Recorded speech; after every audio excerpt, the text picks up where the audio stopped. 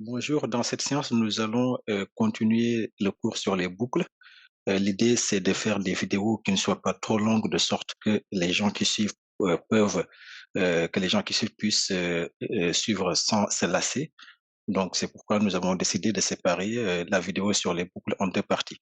Donc, dans la précédente étape, nous avons pu voir la définition des boucles, à quoi ça servait, c'est quoi la différence entre un boucle while et un boucle for et quand est-ce qu'il faut choisir un boucle while et quand est-ce qu'il faut choisir un boucle for.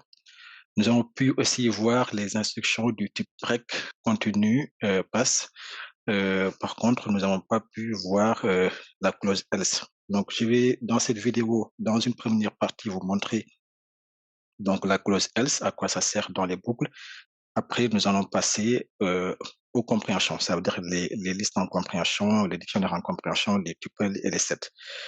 Euh, Sans plus tarder, j'ouvre le notebook Jupyter et là, je vais vous montrer la clause else, à quoi ça sert. Et pour vous montrer, à partir d'un exemple précis, on va se donner un petit exercice. Donc, l'exercice, c'est, mettons, d'afficher les nombres premiers. Voilà. Donc, l'idée, c'est, par exemple, on vous donne un rang, donc les nombres allant de 1 à 10, on vous dit afficher ceux qui sont des nombres premiers et afficher ceux qui ne sont pas des nombres premiers et dire pourquoi. Par définition, un nombre premier, c'est un nombre qui est divisible par 1 et par lui-même. Donc, ça veut dire, dès lors qu'on trouve un élément euh, pour lequel, par exemple, si je vous donne un exemple simple, 8, on peut considérer que c'est pas un nombre premier parce que c'est un multiple de 2, par exemple. Donc, parce que 2 fois 4 fait 8. Donc, un nombre premier est un nombre qui est divisé par 2 et par lui-même. Donc, je commence par prendre un x qui est dans le rang allant de 2, euh, de 2 à 10. Là. Et pour ces x, pour vérifier qu'un nombre x est premier, il faut que tous les nombres qui sont inférieurs à x, qui ne soient pas divisés par aucun de ces nombres-là.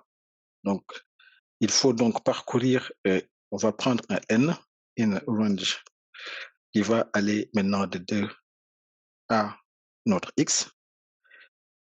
OK? Et pour ces n-là, donc j'ai pas mis le n, il faut qu'on vérifie si le x pourcentage n égale 0. Et dans ce cas, dans le cas où il y a un des n qui vérifie que x pourcentage n égale 0, ça veut dire que donc x est divisé par n. Dans ce cas, on peut faire un print avant de faire le break, faire print que le x est égal donc à n déjà, multiplié, donc je vais mettre le symbole multiplication par multiplié par donc x divisé par n. Donc ça veut dire que donc x est un multiple de n. Et quand on a écrit ça, je veux qu'on fasse un break. Ça veut dire qu'on s'arrête. Donc on passe à la prochaine itération. On arrête carrément. Non, pour être plus précis, parce que nous l'avons dit dans la vidéo précédente, l'instruction break permet d'arrêter carrément la boucle. Ici, nous sommes sur ce premier boucle-là fort.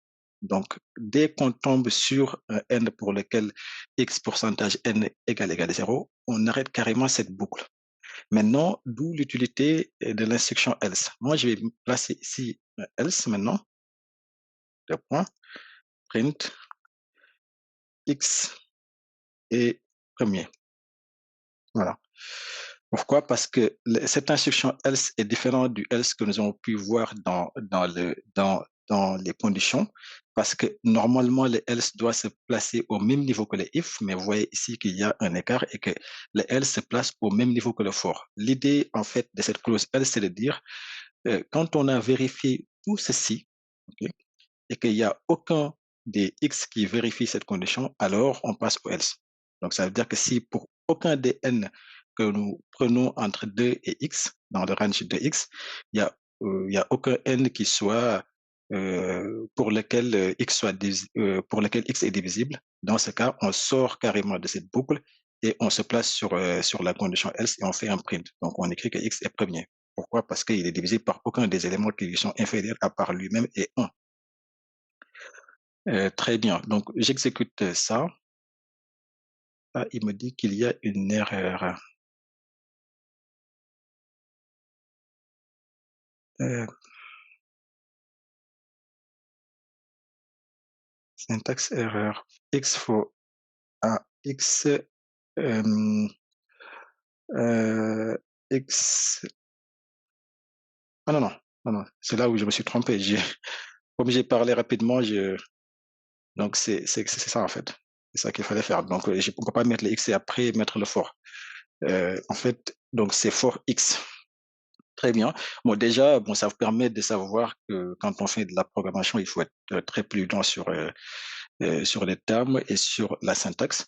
Donc là, ce qui se passe, c'est qu'il m'affiche que 2 est premier, OK, 3 est premier, 4, il est divisible. Donc 4, il est divisible par 2 parce que 2 fois 2 égale 4. Et dès que c'est vérifié, il me l'écrit. Donc il m'écrit que 4 est divisible par 2 et qu'il sort de cette boucle-là. Donc il sort de la boucle, donc il revient carrément. Il revient sur la boucle initiale. Donc, il passe à x égale 5. Pour 5, il vérifie. Il vérifie qu'aucune de ces conditions n'est vérifiée. Il passe au else. Et le else lui dit que, OK, donc x égale est premier. Donc, 5 est premier. Donc là, ça nous affiche les nombres premiers. On aurait pu ne pas afficher cette instruction-là. C'est juste pour vérifier, pour être sûr que notre x est divisé par un nombre qui lui est inférieur et qui n'est ni le nombre lui-même ni 1. Donc, si je mets un dièse ici, on l'exécute. Là, il m'affiche que les nombres premiers entre 2 et 10. Donc, c'est 2, 3, 5 et 7 qui sont les nombres premiers. On aurait pu mettre ça dans une liste. Par exemple, déjà, on va faire cet exercice. Si je vais créer liste premier, par exemple, liste des nombres premiers, que j'initialise qui est vide. Donc, je peux dire, dans ce cas, au lieu de faire un print, je vais prendre ça, donc liste des nombres premiers, et je vais faire un append. Append de x, tout simplement. Là, ça nous affiche la liste des nombres. Donc, je vais faire un print et je vais l'afficher, tout simplement. Quand j'exécute, vous voyez bien qu'il m'affiche une liste des nombres premiers sur le range de 10. On aurait pu aller plus loin, on peut aller jusqu'à 100, ok, et vous voyez, ça marche très bien. Donc, en fait, la clause else nous permet tout simplement de dire, donc on le place au même niveau que le for et on lui dit, OK, si aucune de ces valeurs n'est vérifiée, alors il faut passer au else. Donc, il faut écrire, il faut faire le append. Parce que, effectivement, dans le cours sur les conditions, le else s'est placé au même niveau que le if, mais là, vous voyez qu'il se place au même niveau que le for. Donc, ça veut dire que si aucun de ces valeurs est vérifié, alors on passe ici, on passe au else, tout simplement. Très bien. Donc là, nous avons vu la clause else. Donc, je vais revenir rapidement maintenant aux compréhensions et on va faire étape par étape pour être concis et clair. Donc, je reprends ici, je vais commencer déjà, je vais mettre les compréhensions. euh, les compréhensions, OK. Et dans un premier temps, on va commencer par les compréhensions de liste. Donc, les compréhensions de liste. Déjà, nous allons commencer par définir c'est quoi une compréhension. Euh, et pour ce faire, nous allons définir une liste. Donc, je vais prendre une liste, OK, égale 1, 2, 3, 4, 5, etc. Vous voyez, donc ça, c'est une manière de définir une liste. Bon, par exemple, si je l'affiche, OK, il m'affiche bien, OK, de 1 à 5, mais il y a une autre manière beaucoup plus simple de définir cette liste, et c'est d'utiliser une compréhension de liste. comment on aurait fait? On aurait fait juste liste égale, donc je mets x for x in range et je lui mets donc 1 à 6 par exemple.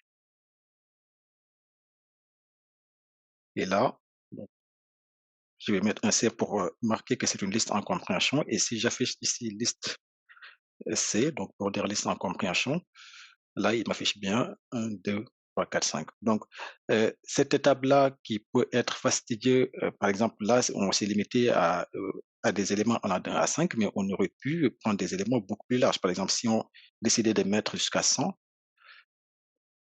là, il m'affiche carrément la liste. Donc, je vais faire un print pour que ça soit plus lisible. J'ai fait un print de liste C.